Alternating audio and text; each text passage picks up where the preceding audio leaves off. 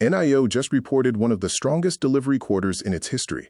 Vehicle deliveries surged nearly 63% year-over-year. The company delivered more than 107,000 vehicles during the second quarter, and all three of its brands continued expanding at an impressive pace. So why did the stock come under pressure? The answer has almost nothing to do with growth. Instead, Wall Street is focusing on one number that many long-term investors believe misses the bigger picture.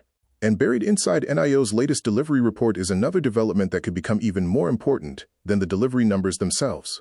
PLZ.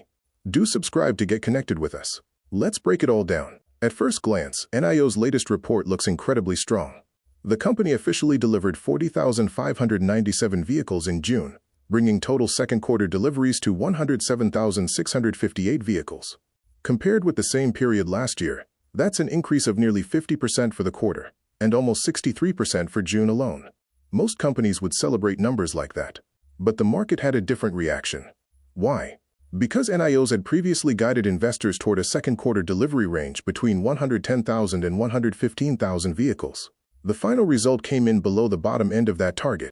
In absolute terms, the company missed its own guidance by roughly 2,300 vehicles. To many long-term investors, that's a relatively small difference considering the scale of the business. But institutional trading algorithms often evaluate companies differently. Many quantitative models compare reported results directly against management guidance. When expectations aren't fully met, automated selling pressure can sometimes appear even if the underlying business continues growing rapidly. That's why investors are seeing what appears to be a contradiction. Record deliveries, strong year-over-year growth, yet continued pressure on the stock price. But here's where the story becomes much more interesting. The headline delivery number only tells part of the story. For the first time, NIO also provided a detailed breakdown of deliveries across all three of its major brands. The flagship NIO brand delivered 21,908 vehicles, representing growth of more than 50% compared with last year. Meanwhile, ONVO delivered 11,743 vehicles, while Firefly contributed another 6,946 vehicles. Together, those two newer brands now account for almost half of the company's total production. That shift changes the conversation entirely. Instead of relying exclusively on premium luxury vehicles, NIO is rapidly building a multi-brand ecosystem, capable of reaching different customer segments. For investors focused purely on delivery growth, that's encouraging. However, there's another side to the equation. Because ONVO and Firefly target different price segments than NIO's flagship vehicles, some analysts believe the changing sales mix could influence average selling prices and near-term revenue calculations. In other words, selling more vehicles doesn't automatically translate into proportionally higher revenue if a larger percentage comes from lower-priced models. That's one reason Wall Street will be paying very close attention to future earnings reports. Volume is growing rapidly. Now investors want to see how that volume converts into profitability. But deliveries weren't the only major announcement. While the market focused on shipment numbers, NIO quietly confirmed one of its biggest software milestones to date. The company officially began deploying its next-generation world model intelligent driving architecture to more than 700,000 active users. This isn't simply another over-the-air software update. According to NIO, the system combines advanced world simulation, supervised learning, and reinforcement learning into a unified intelligent driving platform. More importantly, the deployment works across both third-party chips and NIO's own in-house hardware. That makes it one of the largest synchronized deployments of a proprietary autonomous driving platform in the automotive industry. Why does that matter? Because software is becoming an increasingly important part of modern electric vehicle economics. Every improvement to intelligent driving technology strengthens customer retention, enhances the ownership experience, and creates additional opportunities for future software-based services. Many investors believe recurring software revenue could eventually become just as important as vehicle sales themselves.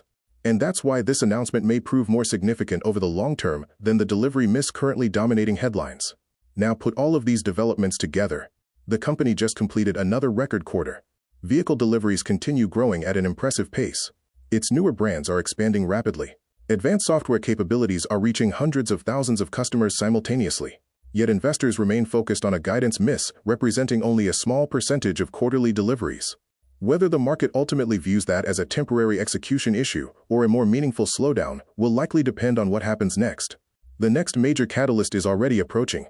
On July 9th, NIO is scheduled to begin deliveries of its new 5-seat ES8 luxury variant. Management hopes the new configuration will attract executive buyers who want premium luxury without needing a third row of seats.